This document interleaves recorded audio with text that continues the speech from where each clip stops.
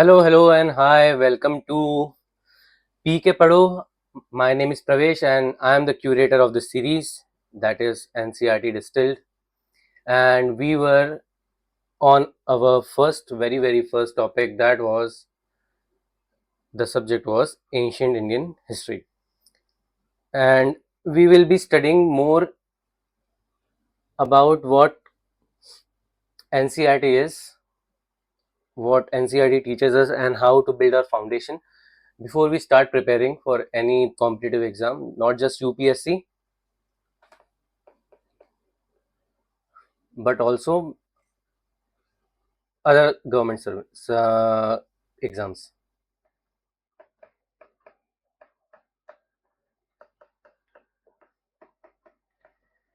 Most importantly मैं सारे के सारे नोट्स अपने टेलीग्राम चैनल पे डालता हूँ हर लेक्चर के बाद।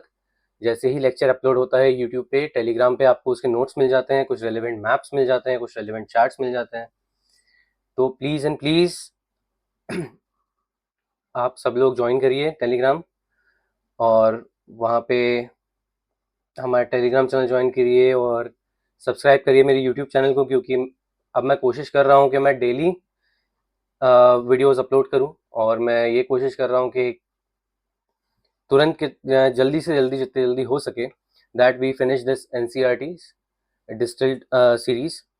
और प्रोबेबली जिस हिसाब से मुझे रिस्पांस मिलेगा इस सीरीज पे, उस हिसाब से मैं कोशिश करूँगा कि पूरी एनसीईआरटी, जितनी भी रिलेवेंट एनसीईआरटीज हैं हर सब्जेक्ट की, चाहे हिस्ट्री हो, चाहे पॉलिटी हो, ज्योग्राफी हो, या फिर आपका साइंस हो, इकोनॉमिक्स हो, जितनी भी रेलिवेंट एनसीईआरटीज के बारे में टॉपर्स बताते हैं या आपके टीचर्स बताते हैं, और गवर्नमेंट एग्ज़ाम में जिस सिलेबस में जिस चीज़ की बात होती है, वो सब मैं बेसिक लेवल पे, यानी फाउंडेशन लेवल पे कवर कर सकूँ। और इस सब के नोट्स आपको, अगर डेफिनेटली अगर मैं कवर करूँगा एज अ वीडियो, तो डेफिनेटली आपको वो नोट्स भी मिल जाएंगे। इससे सबसे इम्पॉर्टेंट जो पार्ट है इस सीरीज़ को बनाने का, जो मेरा है पार्ट, वो ये है कि जब हम कोचिंग गए तो हमें ये बोला गया कि एनसीईआरटीज़ आपको या तो खुद पढ़नी है, या आप शायद पढ़ के आए होंगे क्योंकि आपने स्कूल कॉलेज किया है।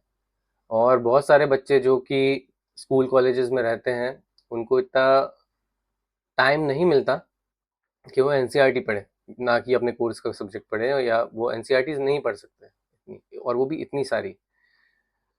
तो मैं ये चाहता हूँ कि मैं एक ऐसा कोर्स दूँ हर उस बच्चे को जो कि एग्ज़ाम की प्रिपरेशन कर रहा है, ताकि उसे एनसीईआरटीज़ बार-बार रिपीटेड वे में ना पढ़नी पड़े, ना वो ये भूले कि फाउंडेशन में क्या पढ़ाया गया था, किस तरह मुझे पढ़ना है, और मैं क्या चाहता हूँ। मैं क्लियर ये समझा देता हूँ आपको कि आपको पूरा एनसीईआरटी टॉपिक वाइज़, जो कि जैसे अलग-अलग जगहों पे टॉपिक्स बँटे हुए रहते हैं, आपको एक ही पर्टिकुलर, एक ही हेडिंग के नीचे पूरा टॉपिक मिल जाएगा। तो आपको कहीं भी भटकने की ज़रूरत नहीं है। ओके,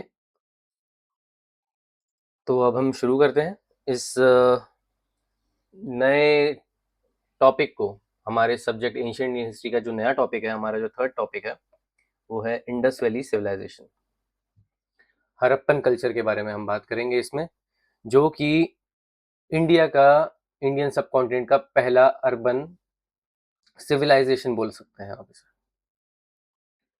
काफ़ी टेक्नोलॉजिकली एडवांस, अपने कंटेम्प्रेरी जो कल्चर्स और सिविलाइजेशन थे उनसे अच्छा, उनसे एडवांस, और उनसे बड़ा एरिया में भी,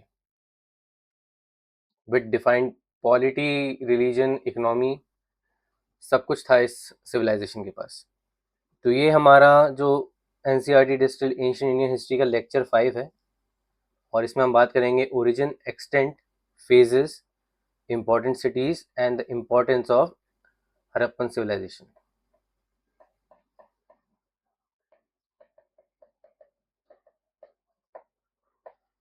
All right, so let us just start.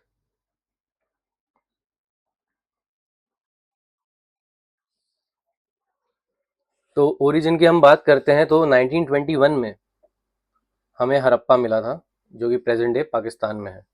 Alright.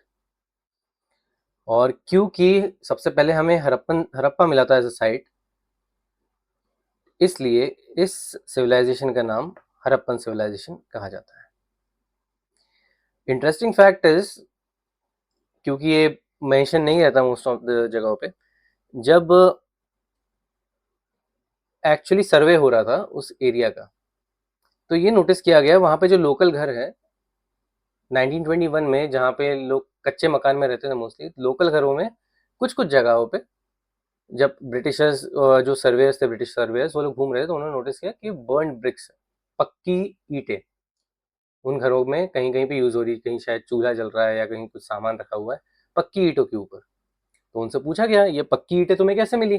पक्की ईंटों की टेक्नोलॉजी क्योंकि बहुत ही, यानी वो उस टाइम अवेलेबल नहीं थी, और मोस्टली इंडिया में जो घर होते थे या तो थैच्ड हाउस होते थे, कच्चे लकड़ी या घास के मकान होते थे, या मिट्टी के मकान होते थे, कच्ची मिट्टी के।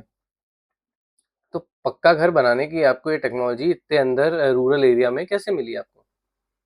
तो उन्होंने बोला कि पास में एक जगह है, वहां पे ईंटें पड़ी थी, तो हम उठा के ले आए।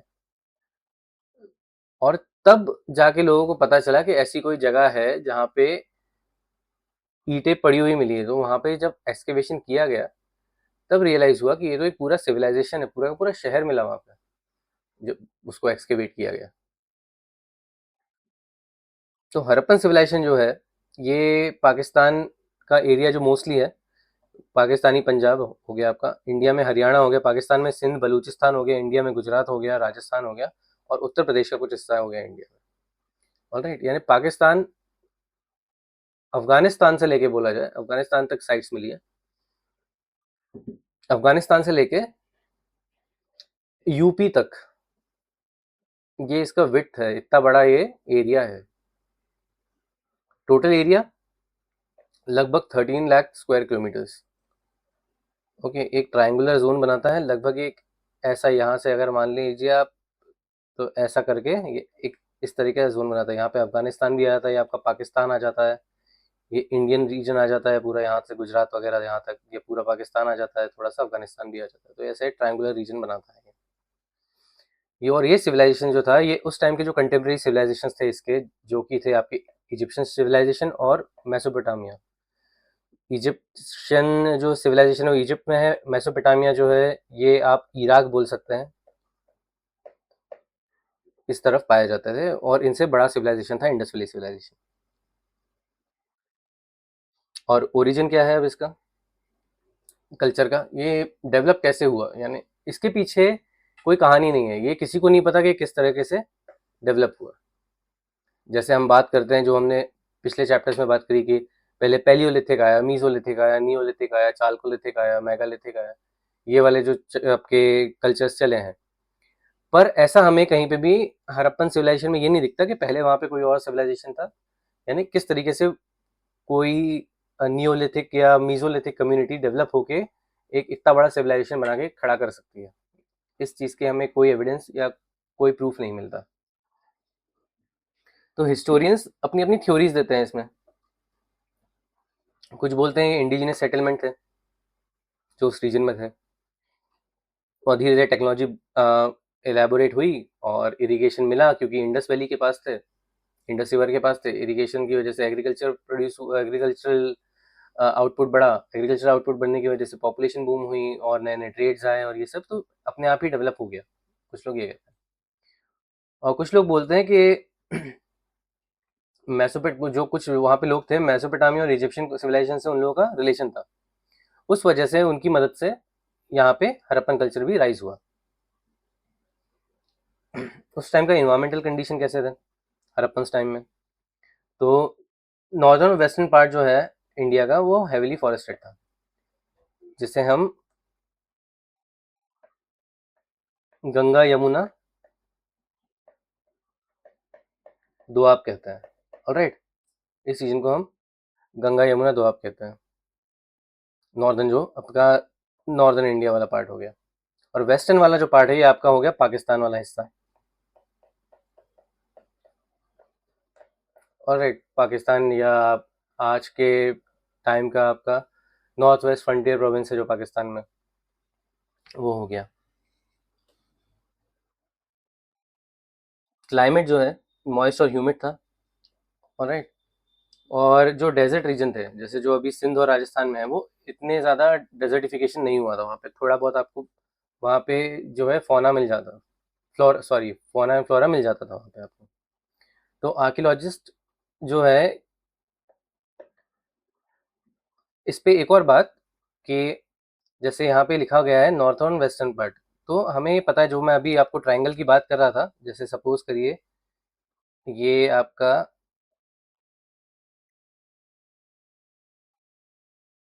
एक सॉरी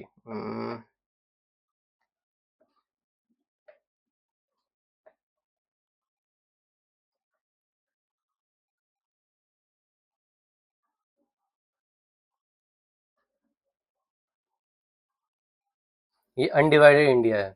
ओके। तो ये वाला जो पार्ट है, जैसे हम नॉर्थर्न पार्ट बोलते हैं, ये पूरा आपका ये पाकिस्तान का हिस्सा हो जाएगा। आज के टाइम पे पाकिस्तान में है। ओके। ये वाला जो पार्ट है थोड़ा सा ये अफगानिस्तान का है। ये पाकिस्तान पूरा यहाँ तक आता है। वैसे हम बात कर रहे हैं अभी कि इसमें कितना रीजन आता है। ये आपकी यहाँ पे से इंडस रिवर बह रही है ऐसे, यहाँ से इंडस रिवर बह रही है आपकी, और ये यहाँ तक जो यूपी है, कुछ कुछ हिस्सा यूपी का, और ये गुजरात, राजस्थान, हरियाणा, ये सब होते हुए पूरा का पूरा ये वाला हिस्से की यहाँ पे हम बात कर रहे हैं। अब एलेक्जेंडर कनिंघम थे उस time director general of Archaeological Survey of India. He was also the first director general of Archaeological Survey of India, also known as the father of Indian archaeology. तो इन्होंने जो है जो जैसे मैंने आपको पहले कहानी सुनाई थी कि ईंटें मिली, और तो इसकी तफ्तीश करना चालू हुई। जब ये सब हुआ तब समझ में आया कि हाँ, यहाँ पे कुछ कुछ चीज़ें मिली है। जैसे हड़प्पन सील मिली थी सबसे पहले, ये एक प्रूफ मिला है वहाँ पे कि भैया एक कुछ ऐसा डिफरेंट लैंग्वेज में या कुछ डिफरेंट दिखने वाली चीज़ कुछ मिली है। तो ये बात हुई। फिर दयाराम साहनी जी गए, इन्होंने सबसे पहले एक्सकेवेशन किया और हड़प्पा ढूंढ निकाला 1921 में। ओके। उसके बाद आर डी बनर्जी गए, इन्होंने मोहनजोदाड़ो ढूंढा सिंध में। ठीक है। और पहले ये नहीं पता था कि दोनों रिलेटेड है, पर जब हमने सिंध में एक्सकेवेशन किया और मोहनजोदाड़ो मिला, तब ये रिलेट किया गया कि हाँ जी, जो हड़प्पा में आपको जो चीज़ें मिली हैं उसी से रिलेटेड चीज़, जैसे पक्की ईंटों का मिलना, और एक पर्टिकुलर टाइप के घरों का पैटर्न, ग्रिड पैटर्न, सड़कों का और नालियों का, और घर बनाने का तरीका, एरिया में डिफरेंस, जैसे सिटीडल और लोअर टाउन में जो डिफरेंस है वो, ये कॉमन चीज़ें मिली। तब रिलेट हो पाया कि हाँ भाई, ये मोहनजोदाड़ो भी इसी सिविलाइजेशन का हिस्सा था। फिर जॉन मार्शल जी है, he was also director general of ASI. ठीक है, ड्यूरिंग दैट पीरियड। तो इन 1924 he officially announced that they have found an Indus civilization that was bigger than the Egyptian and Mesopotamian civilization, and could uh, could be one of the first ever, one of the first urban centric civilization. The actually that I mean the relationships, the society, the economy, the trade practices, they were all at par with an urban culture as we have seen in other parts of the world. तो इतना ज़्यादा developed एक हमें civilisation मिला है, ये announcement की गई। क्योंकि उसके पहले तो अ, अगर ये यानी डिस्कवरी नहीं होती, मान लीजिए, तो यही लगता कि इंडिया एक पिछड़ी हुई सभ्यता है, हारी हुई सभ्यता है।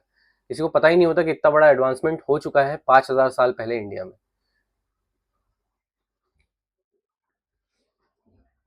ये एक टेबल है जिसमें हमने क्रोनोलॉजी बताई है कि कब क्या क्या हुआ हड़प्पन आर्कियोलॉजी में। तो जैसे हमने 1875 में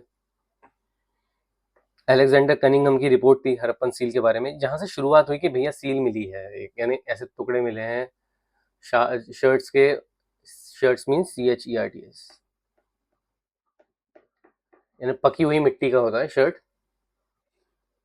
तो उसके वो हमें कुछ टुकड़े मिले हैं, तो उसके ऊपर रिपोर्ट आई। फिर 1921 में एक्सकेवेशन हुआ, दयाराम साहनी जी ने किया। 25 में मोहनजोदाड़ो, ओके, रखलदास बनर्जी ने किया है। ऑलराइट। फिर 1946 में आर.एम. व्हीलर ने फिर से हड़प्पा की खुदाई चालू की, और भी गहराई से खुदाई वो किया, एक्सकवेशन किया, तब और बहुत बहुत सारी चीजें मिली। 1955 में एस.आर. राव ने लोथल ढूंढ निकाला। 1960 में बीबी लाल एंड बी के थापर, इन्होंने काली बैंगन ढूंढा। ऑलराइट। 1974 में एम.आर. मुगल, इन्हें भावलपुर रीजन जो पाकिस्तान में है वो देखा है, यानी उसका एक्सप्लोरेशन किया। 1980 में जर्मन इटालियन आर्कियोलॉजिस्ट भी आए, उन्होंने भी अपने अपने टेस्ट करे। 86 में हर अमेरिकन टीम्स आई। 1990 में आर.एस. बिष्ट ने ढोलावीरा ढूंढ निकाला। ओके। अब फेजेस की बात करते हैं इंडस वैली सिविलाइजेशन के। तो जैसे हम प्री हिस्ट्री में हमने बात करी थी, वैसे ही हम इंडस वैली सिविलाइजेशन के लिए भी हम पार्ट्स में डिवाइड करते हैं इसको, जो कि आपका पहला पार्ट होगा अर्ली हड़प्पन पीरियड। ऑलराइट। जो 3500 से ये मान लीजिए 2500, 3500 टू 2500 BC के आसपास का है। ओके, हाँ। तो ये अर्ली हड़प्पन फेज हो गया, फिर उसके बाद मैच्योर हो गया, यानी अच्छे से डेवलप हो गया, प्रैक्टिसेस वगैरह डेवलप हो गई, टेक्नोलॉजी डेवलप हो गई, और फिर लेट हड़प्पन पीरियड होगी, यहाँ पे डिक्लाइन शुरू हो जाता है आपका हड़प्पन फेज, हड़प्पन सिविलाइजेशन का। तो अर्ली हड़प्पन फेज में हमें क्या क्या मिला है, ठीक है। इसे हाकरा फेज भी कहते हैं, जो कि घग्गर हाकरा रिवर वैली के आसपास मिलता है। घग्गर हाकरा रिवर वैली अगर बात करी जाए तो अब एग्जिस्ट नहीं करती बेसिकली, पर पहले ऐसा माना जाता है कि सरस्वती नदी है,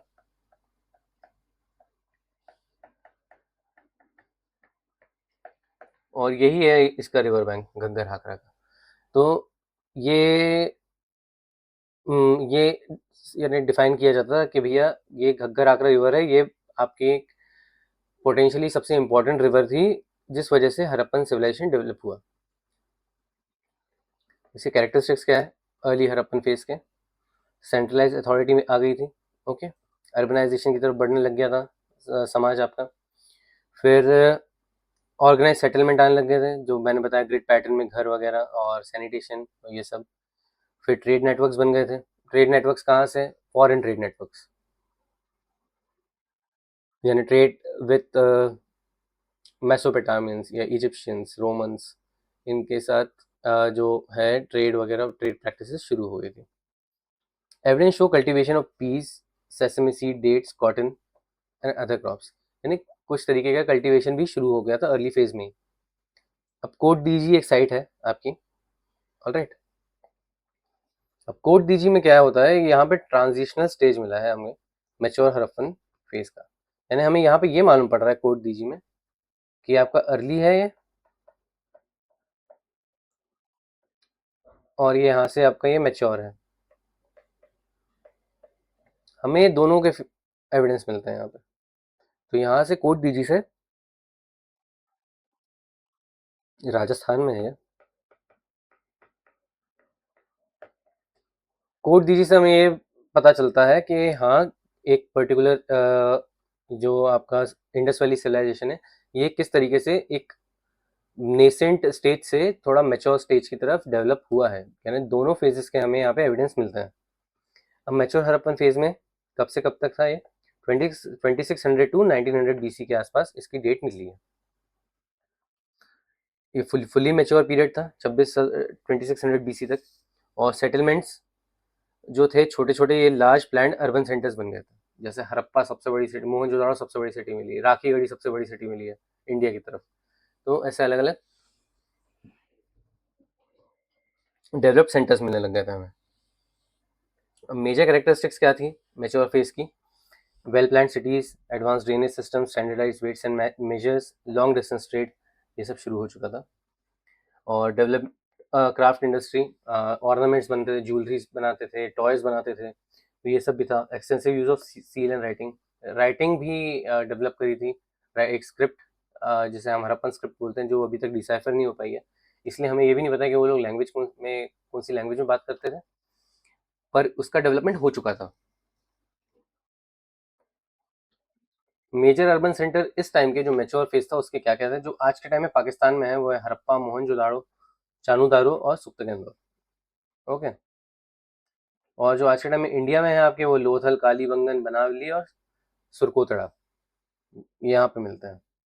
अब एक बात करते हैं हम एक्सटेंट, यानी कितना बड़ा था ये।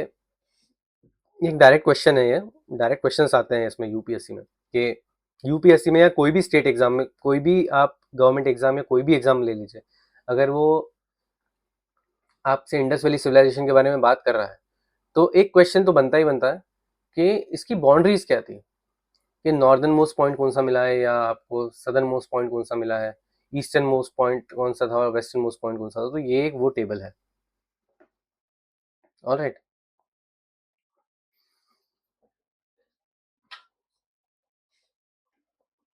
जैसे हमें ईस्टर्न मोस्ट पॉइंट मिला है आलमगीरपुर, वेस्टर्न मोस्ट में मिला है सुख्ताकेंदौर मिला है हमें, फिर नॉर्दर्न मोस्ट में मांदा मिला है जम्मू में, ये सदर्न मोस्ट में देमाबाद मिला है, ये महाराष्ट्र में। यानी ये अगर आप देखें तो कश्मीर से लेके नीचे यहाँ महाराष्ट्र तक, और यहाँ पे ऊपर यूपी से लेके उधर बलोचिस्तान तक, इतना बड़ा हड़प्पन सिविलाइजेशन था। अब थर्ड फेज है हमारा लेट हड़प्पन फेज। यहाँ से डिक्लाइन शुरू होता है हड़प्पन सिविलाइजेशन का। तो ये 1900 से 1300 बीसी तक है। ऑलराइट। इस टाइम पे क्या हुआ कि जो सारे सेंटर्स थे, जो कि जैसे आप मान लीजिए, हम ये कह सकते हैं कि जो रेन फेड थे, ठीक है, जैसे डायरेक्ट इंडस हो गया, तो जहाँ पे इंडस बह रही है वो तो आपका इरिगेटेड हो गया, लेकिन कुछ कुछ जगह ऐसी भी थी जो रेन फेड थी, जैसे जो डेजर्ट एरिया के आसपास थे राजस्थान के या सिंध के, ये चानूदारो हो गया, या फिर आप ये मान लीजिए कोट दीजी हो गया, आपका बनावली हो गया, कालीबंगन हो गया, ये सब खाली होने लग गया था धीरे धीरे धीरे धीरे, क्योंकि बहुत सारे इश्यूज हो रहे थे। प्रॉब्लम ये है कि अभी तक ये पता नहीं चल पाया कि वो इश्यूज क्या थे, क्यों खाली हो रहे, डिक्लाइन का कोई रीजन स्पेसिफिक नहीं मिला है। बहुत सारी थ्योरीज है इसके पीछे, पर एक कोई स्पेसिफिक ठोस एविडेंस नहीं मिला है कि डिक्लाइन क्यों हुआ था। बस हमें ये पता है कि डिक्लाइन होना शुरू हो गया था। तो कैरेक्टरिस्टिक्स क्या है? Decline in urban life, reduction in long distance trade, disappearance of many urban institutions और regional cultural emerge in different areas। तो क्या हमें कंटिन्यूटी दिखती है इसकी हड़प्पन कल्चर की कहीं पे भी? जैसे जो बाद में जो आया, जैसे हड़प्पन कल्चर के बाद इंडिया में वैदिक कल्चर आया, तो क्या कुछ कंटिन्यूटी दिखती है कि हड़प्पन, हो सकता है कि जो हड़प्पन पीपल थे वही लोग शिफ्ट होके वैदिक पीरियड में आ गए हो अपना कल्चर लेके, या ये हो सकता है कि कहीं से कुछ कोई इन्वेड किया है किसी ने, वो आते हुए वो लोग हड़प्पन से मिले और उन्होंने कल्चरल ट्रांसफर हुआ और फिर वो आगे बढ़ गए, और फिर एक नया उन्हें नई एज चालू हुई। क्या ये भी हो सकता है? तो हमें यहाँ से मिलता है कि कुछ फीचर्स मिलते हैं जो कि बाद की सोसाइटीज में ही मिले हैं। जैसे एक अगर बोला जाए, जब बोला जाए कि भैया कुछ आर्कियोलॉजिकल एविडेंसेस मिले हैं कि लेट हड़प्पन पीरियड है, और जैसे हमने यहाँ बात करी कि यहाँ तक इस पीरियड में 1900 से 1300 के बीच में खत्म होने हो जाना चाहिए, तो कहीं कहीं पे कुछ कुछ पर्टिकुलर प्लेसेस में 1000 टू 900 बीसी तक भी चला, यानी 400 साल और धीरे धीरे पुश कर गया हड़प्पन कल्चर। तो ऑब्वियस सी बात है कि इंटरमिंगलिंग हुई होगी, अगर हड़प्पन कल्चर यहाँ है और ये कोई दूसरा कल्चर डेवलप हो रहा है, तो इनके बीच में इंटरमिंगलिंग हुई है, कल्चर ट्रांसफर हुआ है। इंपॉर्टेंट लेट हड़प्पन साइट्स जो हैं आपकी, वो है रंगपुर और रोजडी, ये दोनों आपके गुजरात में है। ठीक है जी। अब कंटेम्प्रेरी सिविलाइजेशन जो थे हड़प्पन के, जो हमने बात करी, तो इजिप्ट था, मेसोपोटामिया, चाइना भी था कुछ पार्ट, और जैसे इजिप्शियन सिविलाइजेशन जो है वो नाइल के पास है। इसका फीचर ये था कि फेरोज वगैरह राजा हुआ करते थे यहाँ के, और पिरामिड्स बना दिए थे उन्होंने, तभी इतनी टेक्नोलॉजिकली एडवांस थे। मेसोपोटामिया हो गया, ये दो नदियाँ हैं, यूफ्रेटिस और टाइग्रिस, यूफ्रेटिस और tigris, I am sorry not Tigris, tigris. तो ये सुमेरियन सिविलाइजेशन भी कहा जाता है इसको, पर्टिकुलरली इसकी सील्स बहुत मिली हैं मोहनजोदारो में, तो ये कंफर्म होता है कि ट्रेड था इन दोनों के बीच में, ये मेंटेन ट्रेड कॉन्टैक्ट्स। ओके। फिर आपका चाइना हो गया,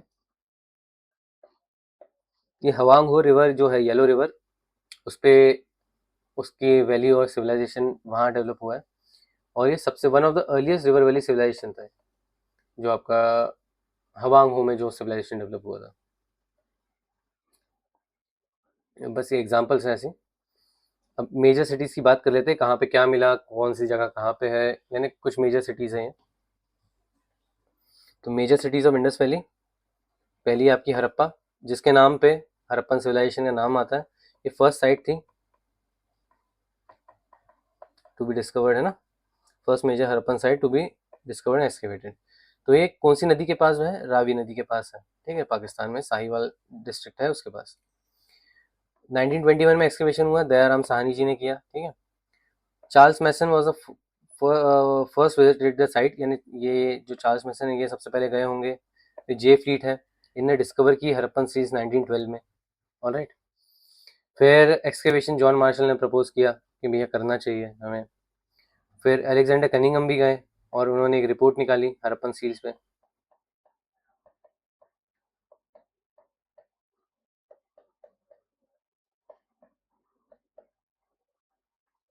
अब सिग्निफिकेंस क्या है हड़प्पा का, कि इंडस वैली सिविलाइजेशन का नाम हड़प्पन सिविलाइजेशन है, ये इसका मेन सिग्निफिकेंस, क्योंकि this was the first sight. और कोई भी आर्कियोलॉजिकली अगर आप कोई साइट देखेंगे, यानी कोई सिविलाइजेशन या कोई कल्चर की बात होगी, जैसे प्रीवियसली एक बात करें, प्रीवियस लेक्चर में हम चालकुलती कल्चर में हम बात कर रहे थे जोरवे कल्चर की। तो उसका नाम जोरवे इसलिए था क्योंकि Jorwe was the first sight to be discovered in that area, उस कल्चर से रिलेटेड। आहरबनस कल्चर में, बनस में पहली बार खुदाई हुई थी, इसलिए आहरबनस कल्चर कल्चर उसका नाम। That's how the names are given to such discoveries. फिर दूसरा हमें मोहनजोदाड़ो मिलता है, सिंध में मिला है ये, पाकिस्तान में, mount of the dead, largest known site of Harappan civilisation. Alright. ये 1922 में आर डी बनर्जी, रखलदास बनर्जी ने इनको इसको डिस्कवर किया। इसके यहाँ पे जो मेन एक्सकवेशन में जो मेन डिस्कवरीज हुई हैं वो है द ग्रेट बाथ। ओके, एक पब्लिक स्ट्रक्चर था, ठीक है, सेंटर था ये सिटाडेल के बिल्कुल सेंटर में। सिटाडेल कैसा होता था, जैसे मान लीजिए ये पूरा एक टाउन है, तो एक पर्टिकुलर एरिया है टाउन में, ये थोड़ा उठा हुआ है, यानी ये थोड़ा ऊंचा है और बाकी का एरिया नीचा है। तो सिटाडेल, इसको सिटाडेल बोलते थे, इसको लोअर टाउन बोलते थे। दो पार्ट्स में डिवाइड होता था, कुछ कुछ जगहों पे तीन पार्ट्स भी मिले, लेकिन मोस्टली दो ही पार्ट्स में होता था। तो सिटाडेल में इसके सेंटर में इतना इंपॉर्टेंट है कि कोई भी चीज़ अगर सेंटर में, कोई ऑलरेडी इंपॉर्टेंट एरिया है सिटाडेल, जहाँ पे बड़े लोग और ट्रेडर्स और बड़े ट्रेडर्स, और हो सकते हैं वहाँ के जो राजा या कुछ जो भी रूलर वगैरह थे हड़प्पन सिटीज के, वो रहा करते होंगे। उसके बीचों बीच में अगर आपको एक स्ट्रक्चर मिल रहा है उसके बीचों बीच में, तो ऑब्वियस सी बात है कि ये बहुत इंपॉर्टेंट स्ट्रक्चर है। इसका डायमेंशन है ये not so important. Build with burn bricks, very important, burn bricks का यूज़ किया गया है, ताकि ऑब्वियस सी बात है कि अगर भाई मैं कुछ बना रहा हूँ जिसमें पानी भरा जाएगा, तो गलना नहीं चाहिए पानी वगैरह, या पानी वहाँ से कहीं और नहीं निकल जाना चाहिए। तो बर्न ब्रिक्स का यूज़ हुआ है, वो एक टेक्नोलॉजिकली एडवांसमेंट था। Brick set in Gipson and mortar, plaster, और यानी जोड़ा गया है ईंटों को, एक के ऊपर एक स्टैक करके जोड़ा गया है जिप्सम और मोर्टार से, तो उसकी वो टेक्नोलॉजी भी थी इनके पास। फिर ये हमें ग्रीनरी मिली है, ये पूरे हड़प्पन सिविलाइजेशन की सबसे बड़ी बिल्डिंग है, जो कि इतनी बड़ी है, 150 इंटू 50 स्क्वायर फुट, बहुत बड़ा एरिया हो गया है ये। ओके, ये भी सिटाडेल के अंदर ही मिला है हमें। अदर इंपॉर्टेंट स्ट्रक्चर क्या है, multipillar assembly hall, okay, large rectangular administrative building and public building indicating organise civic administration, ये भी कुछ कुछ हमें यहाँ पे मिलता है। उसके बाद तीसरी साइड है हमारी चानू दारो, इसको लंकाशायर ऑफ इंडिया कहा जाता है। ये है आप, ये है आपका गुजरात में, ओके, चानू दारो, नहीं सॉरी, हाँ गुजरात में है, लेकिन गुजरात ये पाकिस्तान वाला गुजरात है, इंडिया वाला गुजरात नहीं है ये। क्या है, होता है जब इंडिया आज़ाद हुआ था, तो जैसे गुजरात से सिंध है बिल्कुल लगा हुआ है, तो जो नियर बाय एरियाज है, जैसे ये गुजरात हो गया आपका, ये इंडिया बॉर्डर हो गई आपकी पूरी, ये पाकिस्तान हो गया। ऑलराइट। तो ये कुछ जगह है यहाँ पे कुछ गांव तहसीलें और कुछ एरियाज जो बिल्कुल चानूदारो जो है वो बिल्कुल बॉर्डर पे पड़ता है। और इस रीजन में सबसे मैंने जो गुजराती मुस्लिम्स और गुजराती फैमिलीज जो थी जो कि जिन्होंने ट्रैवल किया था यहाँ से उस तरफ, तो वो लोग वहीं पे बॉर्डर के आसपास शिफ्ट हुए, तो वो भी एक तरीके से गुजरात ही है। सिंध का ये वाला हिस्सा जो है जो बॉर्डर से लगा हुआ है। इसका स्पेशल फीचर्स क्या है? ये only Harappan city without a citadel, इसमें सिटाडेल नहीं है, इसमें सिर्फ लोअर टाउन है। Okay. Major centre of bead manufacturing, bead manufacturing की जाती थी यहाँ पे और क्राफ्ट प्रोडक्शन किया जाता था। फिर कालीबंगन, जिसका मतलब होता है ब्लैक बेंगल्स, ये आपका राजस्थान में है। इसका सिग्निफिकेंस क्या है? Largest concentration of Harappan settlements, सबसे ज्यादा घर मिले हैं यहाँ पे। हरप्पन जो घर है जो ग्रिड पैटर्न में बने थे ऐसे ऐसे, वो इतना इंटेलिजेंट सिस्टम था कि अगर ये वाले घरों का एंट्रेंस यानी डोर इस तरफ है तो ये वाले घरों का डोर इस तरफ, जैसे हम सिविल लाइंस में घर देखते हैं उस तरीके से घर बने हुए हैं ये। Provides evidence of early Harappan phase. Okay. Many houses possess their own wells, खुद का वेल बहुत सारे घरों में मिला है। कल्चरल लेयर्स क्या मिली कालीबंगन में? तो इंडस कल्चर मिला है, झूगड़ कल्चर मिला है जो कि वहाँ का लोकल कल्चर है, और झांगड़ कल्चर भी मिला है, वो भी वहाँ का लोकल कल्चर है। ये राजस्थानी लोकल कल्चर है दोनों।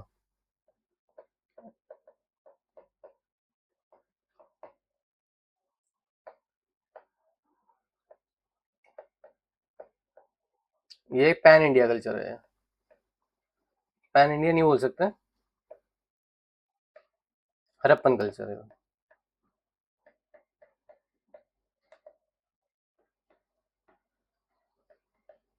ओके। फिर रोपड़ है अगली साइड। रोपड़ आपको मिलता है यूके में, नहीं सॉरी, रोपड़ आपको मिलता है पंजाब में।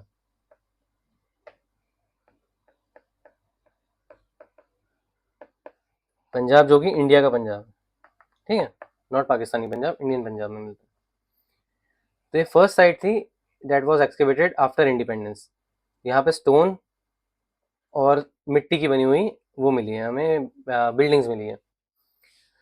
और जो है ये हमें छः कंटिन्यू, यानी रोपड़ इतने टाइम तक अंडर ऑक्यूपेशन था कि कंटिन्यू छः जो है फेजेस उसके बारे में हमें पता चलता, सीक्वेंस मिलता है। जैसे हरप्पन कल्चर मिलता है यहाँ पे, पेंटेड ग्रेवेयर मिलता है, फिर नॉर्दर्न ब्लैक पॉलिश वेयर मिलता है, कुशन पीरियड मिलता है, गुप्ता पीरियड मिलता है और मेडिवल पीरियड तक मिलता है रोपड़ में। मतलब यहाँ से अगर मान के चलिए आप, ये अगर हम बात कर रहे हैं ये 900 बीसी से लेके मेडिवल पीरियड, यानी ये हो गया आपका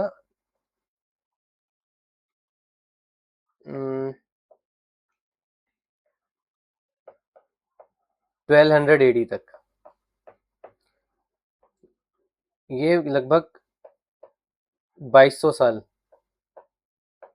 2200 ईयर्स तक कंटिन्यूसली यहाँ पे बसेरा था रोपड़ में। फिर हमें लोथल है जो गुजरात में मिला है। ऑलराइट। ये world's first known tidal dockyard या पोर्ट है, यहाँ पे हमें पोर्ट मिलता है। और ये हो सकता है जो इंटरनेशनल ट्रेड हुआ करता था, जो कि दिलमुन या मागन, ये सी पोर्ट्स हुआ करते हैं। दिलमुन आज के टाइम का बहरीन है। इस तरफ सी से जाते थे और फिर उसके बाद यहाँ से फिर मेसोपोटामिया जाता था। तो इसके कारण हो सकता है कि लोथल का इस्तेमाल की हुआ करता होगा उस समय पे। Built using baked bricks and lime plaster. Trade importance, major centre for long distance trade and it supplied Harappan cities with cotton from Gujarat and copper from Rajasthan. Rajasthan में खेतरी माइंस है और ये अज्यूम किया जाता है कि जो कॉपर के ऑर्नामेंट्स और ये जो कॉपर की चीज़ें मिली है वहाँ पे, उस कॉपर सप्लाई करने का काम खेतरी माइन से किया जाता होगा। फिर ओवरसीज ट्रेड मिला है हमें, जो कि हम बात कर रहे थे अभी आपको, जैसे दिलमुन या मगान की तरफ जो ट्रेड हुआ करता होगा शिप से, वो इसके थ्रू लोथल के थ्रू पास होता होगा। तो एक आउटपोस्ट था वेस्ट एशिया के लिए, लिंक विद ओमान, ये आपका मागन है, known as the Manchester of the Harappan civilisation because of the cotton trade. फिर एक अपना साइड है आती है बनावली, ठीक है, ये only Harappan city with Oval shape settlement and radial street pattern है। बाकी जगह पे ग्रिड है, ग्रिड पैटर्न की स्ट्रीट है। ये अकेली साइड है जहाँ पे आपको रेडियल यानी पहले ये एक रो है घर के, फिर ऐसी सड़कें जा रही हैं, ओके, यहाँ सूरज की तरह, ये बीच में आपका सिटेडल है यहाँ पे, और ऐसे चारों तरफ फिर ये हो गया, फिर इसके चारों तरफ घर बने हैं ऐसे ऐसे ऐसे ऐसे। तो रेडियल पैटर्न यहाँ पे हमें दिखता है बनावली में। और यहाँ पे हमें जो क्राउन जूल है हरप्पन सिविलाइजेशन का, जो उनका ड्रेनेज सिस्टम था, वो यहाँ पे एब्सेंट है। Both pre Harappan phase and mature Harappan phase are presented here. Important artefacts क्या क्या मिला है हमें, फिगर 8 शेप जार्स, ऐसे जार्स मिले हैं, इस तरीके के जार मिले हैं यहाँ पे 8 शेप। कुकिंग वेसल्स मिले हैं, ओवन्स मिले हैं, पेंटेड अर्दन पॉट्स मिले हैं, वॉश बेसिन लाइक स्ट्रक्चर मिला है घर के अंदर हाथ मुंह धोने के लिए या कुछ और सामान धोने कुछ करने के लिए। तो वॉश बेसिन जैसा स्ट्रक्चर मिला है जिसमें आप पानी डाल सकते थे, पानी रुकता होगा और हाथ मुंह वगैरह या नहा सकता था आदमी। फिर ढोलावीरा, ये situated on Khadirbet in run of Kutch, ये गुजरात में। Alright, one of the two largest Harappan settlements in India. सबसे बड़ा है राखीगढ़ी जो हरियाणा में है आपका, राखीगढ़ी। दूसरा नंबर ढोलावीरा है, ये गुजरात में आपका, ठीक है। अब हमें क्या क्या मिलता है ढोलावीरा में, अर्बन प्लानिंग मिलती है जो कि सिटीडल, मिडिल टाउन और लोअर टाउन है। तो हम बात कर रहे थे जैसे दो पार्ट्स में डिवाइड होता है, एक कोई भी अगर आपका सेटलमेंट है इंडस वैली सेटलमेंट, तो एक सिटीडल होता है आपका और एक होता है आपका लोअर टाउन। अब बनावली हमें ऐसी जगह मिली जहाँ पे सिटीडल नहीं था, हाँ, हमने बात करी जैसे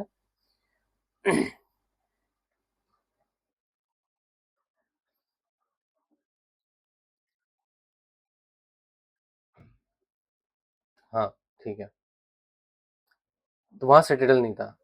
इसमें क्या है, इसमें उल्टा है, इसमें ढोलावीरा में ये हुआ है, इसमें दो की जगह तीन पार्ट्स है, 3 पार्ट सेटलमेंट है यहाँ पे।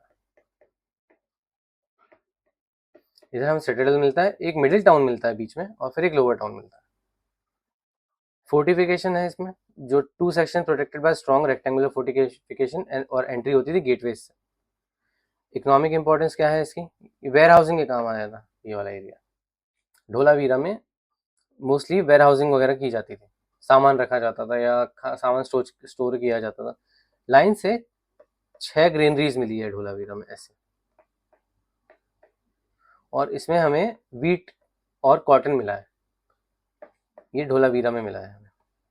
पब्लिक स्पेस, ओपन ग्राउंड्स हुआ करते हैं वहाँ पे, और यानी हो सकता है पब्लिक गैदरिंग या पब्लिक सेरेमनीज होती होंगी, और हम शायद इसलिए कहते हैं क्योंकि कुछ भी हमें प्रूफ नहीं मिला, क्योंकि हम प्रूफ नहीं निकाल सकते, क्योंकि हमारे उस टाइम की जो स्क्रिप्ट थी वो लॉस्ट है, लैंग्वेज भी लॉस्ट है, स्क्रिप्ट मिली है लेकिन स्क्रिप्ट हम डिसाइफर नहीं कर सकते, तो इसलिए हम एज्यूम करते हैं, जो कि हिस्टोरियंस ने एज्यूम किया होगा कि अगर इतना बड़ा हमें खाली मैदान मिला तो हो सकता है गैदरिंग के लिए यूज़ किया जाता होगा, और कोई रीज़न नहीं है इसमें।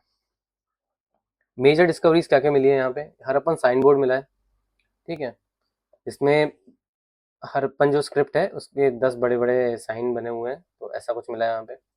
वाटर मैनेजमेंट, अगर हो सके ना तो ये आप चेक कर लीजिएगा, किसमें, गूगल इमेजेस में जाके चेक कर लीजिएगा क्या है ये, आपको उसमें क्लियर दिख जाए कितना बड़ा साइन बोर्ड है और कैसा मिला, और स्क्रिप्ट कैसी लिखी जाती है, जो 10 लेटर्स लिखे हैं किस तरीके से लिखे हैं।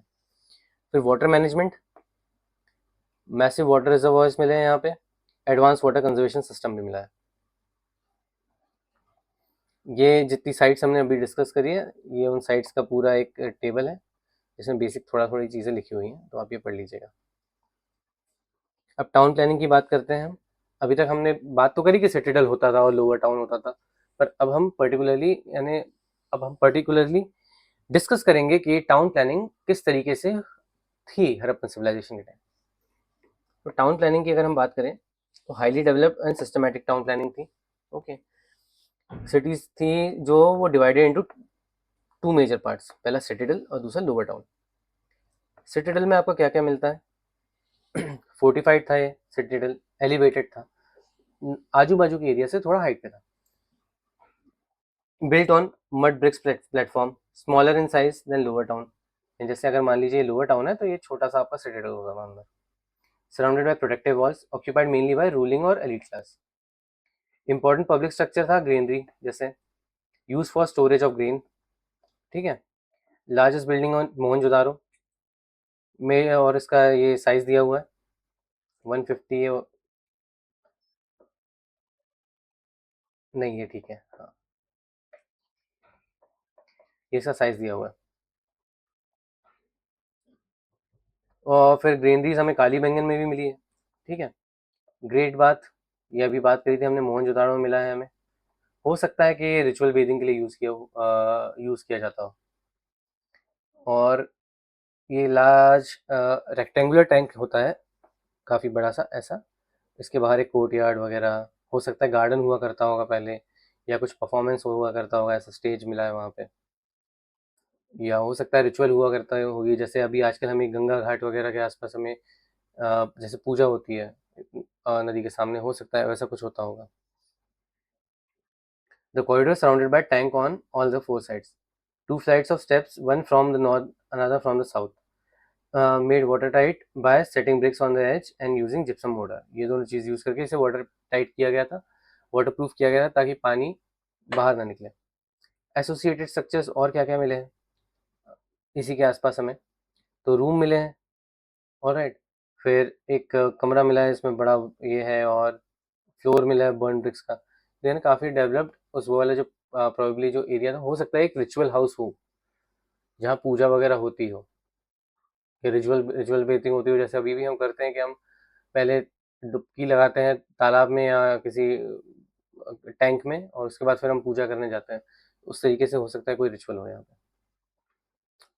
फिर हमें वाटर सप्लाई और ड्रेनेज भी अच्छे से मिला है इस एरिया में। अब ड्रेनेज सिस्टम कैसा था इस टाइम पे, जो कि एक डिस्टिंक्टिव फीचर है हड़प्पन सिटीज़ का, मिलता ही है मोस्ट ऑफ द मोस्ट में, कहीं कहीं पे मिसिंग था, जैसे अभी हमने डिस्कस किया ढोलावीरा में मिसिंग था। तो ऐसा ऐसा हम, सॉरी नॉट ढोलावीरा, कालीबंगन में मिसिंग था।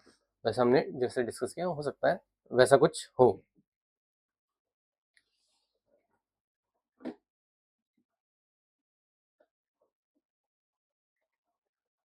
ठीक है। तो Harappan develop one of the world's earliest and most efficient urban drainage systems, house to street drainage. तो कैसा था, हाउस प्राइवेट ड्रेन था, फिर प्राइवेट ड्रेन से स्ट्रीट ड्रेन की तरफ भी जाता था, और स्ट्रीट ड्रेन से मेन ड्रेन की तरफ भी जाता था पानी।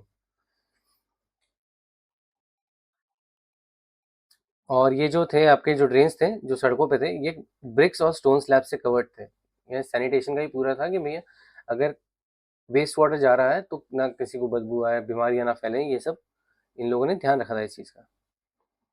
स्ट्रीट ड्रेन्स में मैन होल्स थे, ताकि साफ सफाई हो सके और मेंटेनेंस हो सके। ये भी काफ़ी एडवांसमेंट है, हम आज नहीं कर पा रहे भारत जैसे देश में।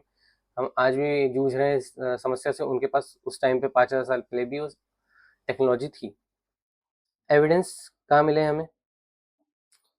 कि ये हमें समझ में आता है जब हम स्ट्रक्चर देखते हैं कि स्ट्रीट्स और ड्रेन्स यानी पहले प्लान हो चुका था कि किस तरीके से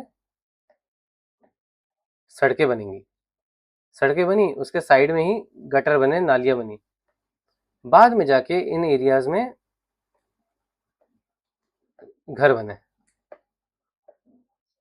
ऑलराइट, तो ये हमें एक वैसा एविडेंस मिलता है कि भैया एक प्रॉपर प्लानिंग की तरीके से इस एरिया को डेवलप किया गया था। This indicates advance urban planning. Wells मिलते हैं हमें, मोहनजोदारो में मिले 700 वेल्स के around. Easy access to water हो सकता है, ये हो सकता है टॉयलेट्स की तरह भी यूज़ किया जाता हो सकता है ड्रिंकिंग वाटर की तरह भी यूज़ किया गया हो।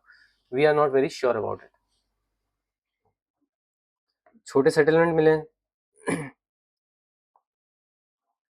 और इन छोटे सेटलमेंट में भी हमें ड्रेनेज फैसिलिटी अच्छी मिली है, जैसे लोथल हो गया।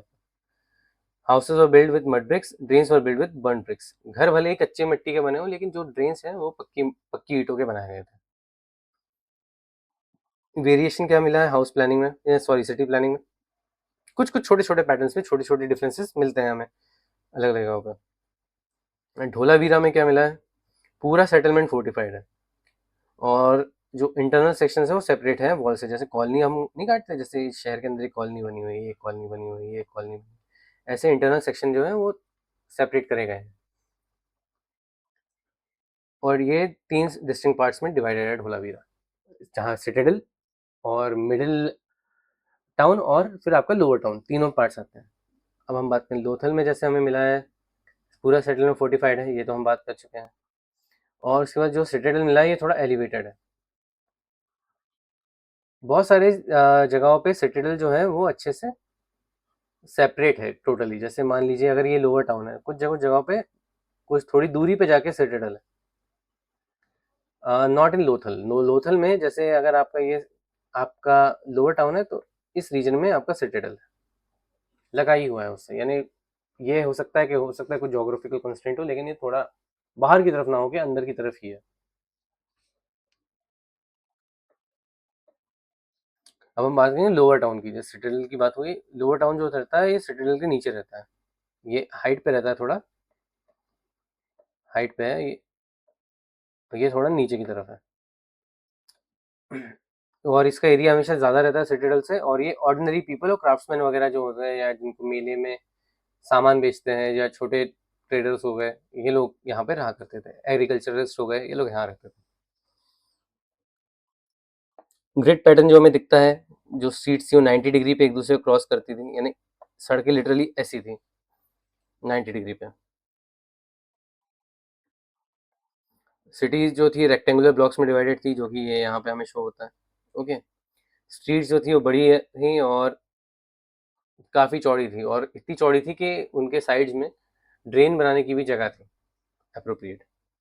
रेजिडेंशियल बिल्डिंग्स जो हमें मिली है, तो 1 स्टोरी 2 स्टोरी दोनों मिले हैं। रूम्स किस तरीके से मिले हैं?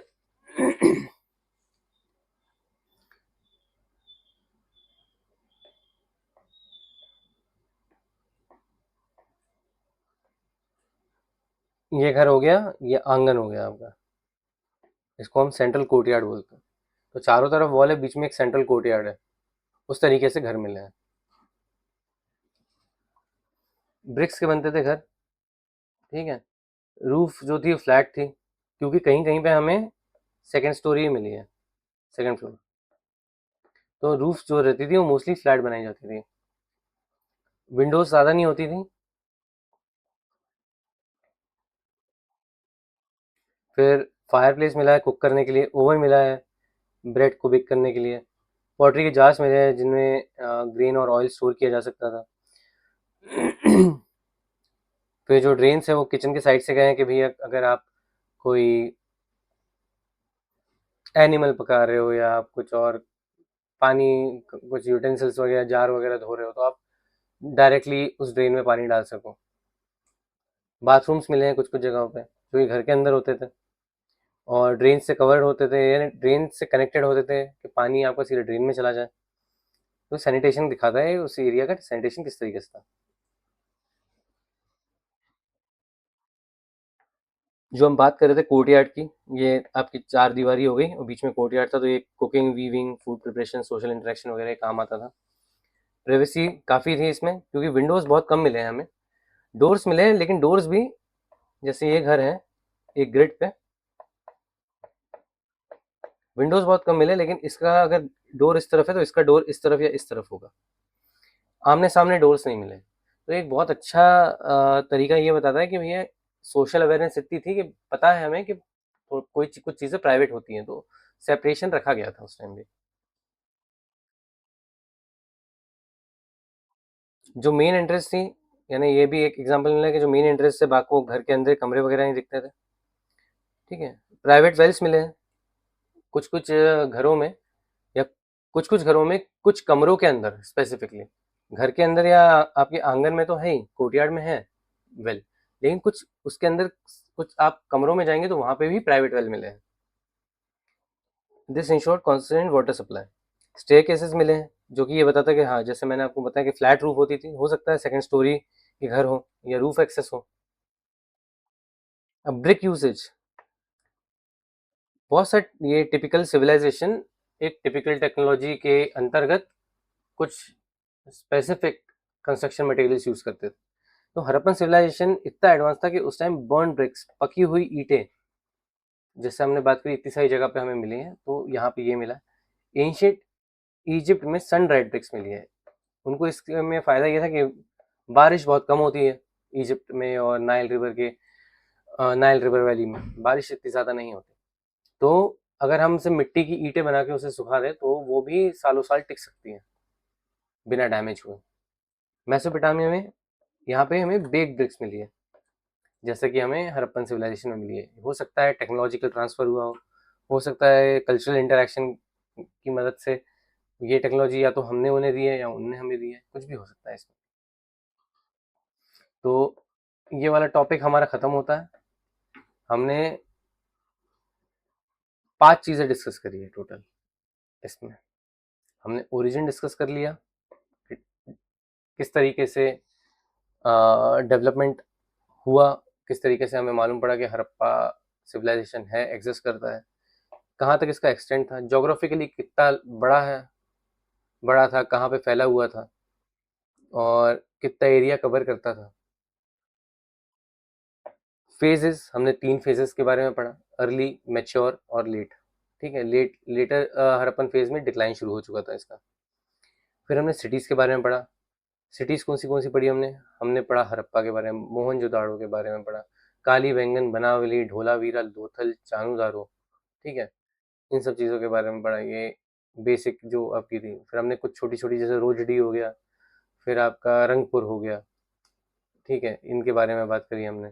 छोटी मांदा, देमाबाद, आलमगीरपुर, सुख्तागेंदौर, इनके बारे में बात करी कि ये चारों कॉर्नर बनाते हैं आपके हड़प्पन सिविलाइजेशन का। फिर हमने ये बात करी कि सिटीज़ में पर्टिकुलरली क्या क्या चीज़ें मिली हैं, जैसे हमें ग्रीनरी मिली है और ग्रेट बात मिला है मोहनजोदाड़ो में। ठीक है, फिर हमें डॉकयार्ड और पोर्ट मिला है लोथल में। ढोलावीरा में हमें तीन अ, तीन 3 पार्ट सेटलमेंट मिला है। तो ये हमने अलग अलग चीज़ें डिस्कस करी है यहाँ पे। फिर हमने इम्पोर्टेंस डिस्कस करी कि इम्पोर्टेंस क्या थी हड़प्पन सिविलाइजेशन की, कि हड़प्पन सिविलाइजेशन हमें क्या क्या सिखाता है, कि उस टाइम का एडवांसमेंट क्या क्या था, किस तरीके से डिफरेंट सेक्शन हुआ करते थे शहर के। सिटाडेल अलग होता था, लोअर टाउन अलग होता था। उस टाइम पे सड़कें कैसी होती थी, उस टाइम पे ड्रेनेज सिस्टम और सैनिटेशन कैसा था, घर का शेप कैसा था, ये सारी बातें डिस्कस करी हमने। तो ओवरऑल आपको जो है एक बेसिक आइडिया डेवलप हो चुका होगा इससे कि किस तरीके से हड़प्पन कल्चर हमें इन्फ्लुएंस करता है। ऑलराइट,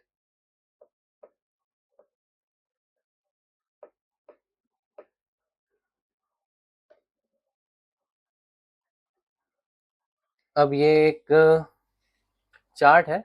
ये चार्ट, मैं अगर इस पे आपको क्लियर ना दिख रहा हो नोट्स पे, जो नोट्स आपके पास भी होंगे, बेसिकली आपने डाउनलोड कर लिया होगा, मुझे ये उम्मीद है।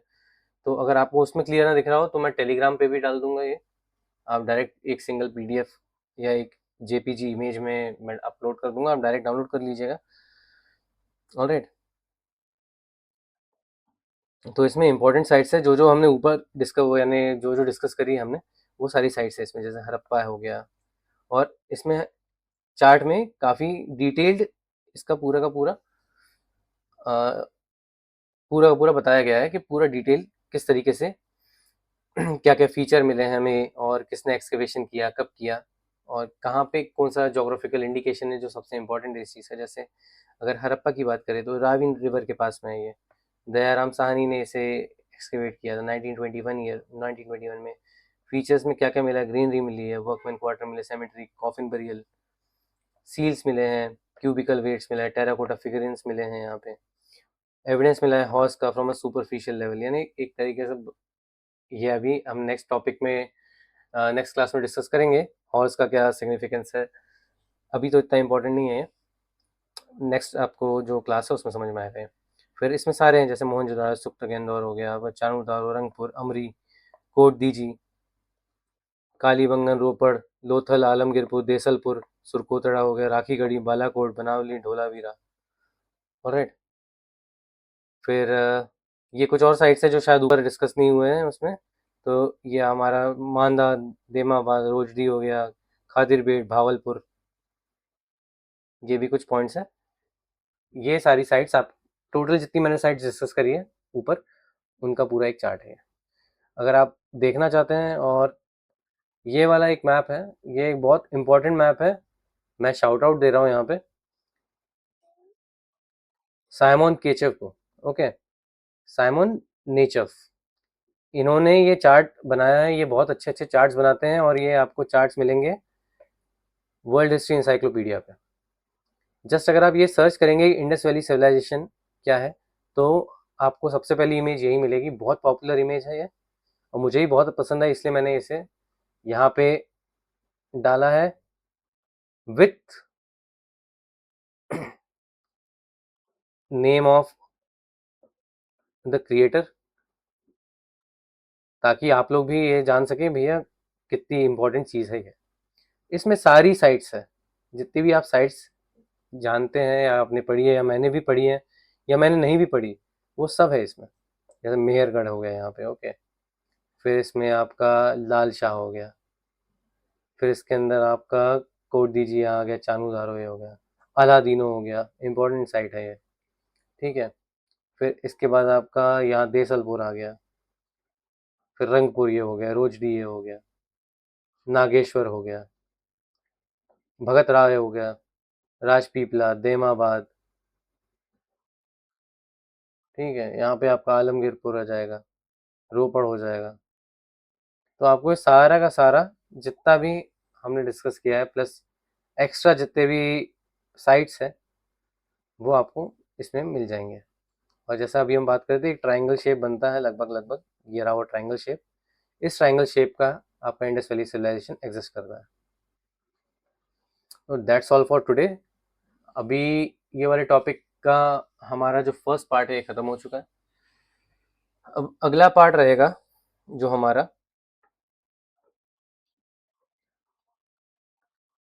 अगला पार्ट है हमारा economic and social life in Indus Valley civilisation. Economic और सोशल स्ट्रक्चर क्या था इंडस वैली सिविलाइजेशन का, वो हम नेक्स्ट पार्ट में डिस्कस करेंगे। ऑलराइट, नोट्स मेरे पास प्रिपेयर्ड है, I will soon deliver the lecture and it will also get uploaded very soon.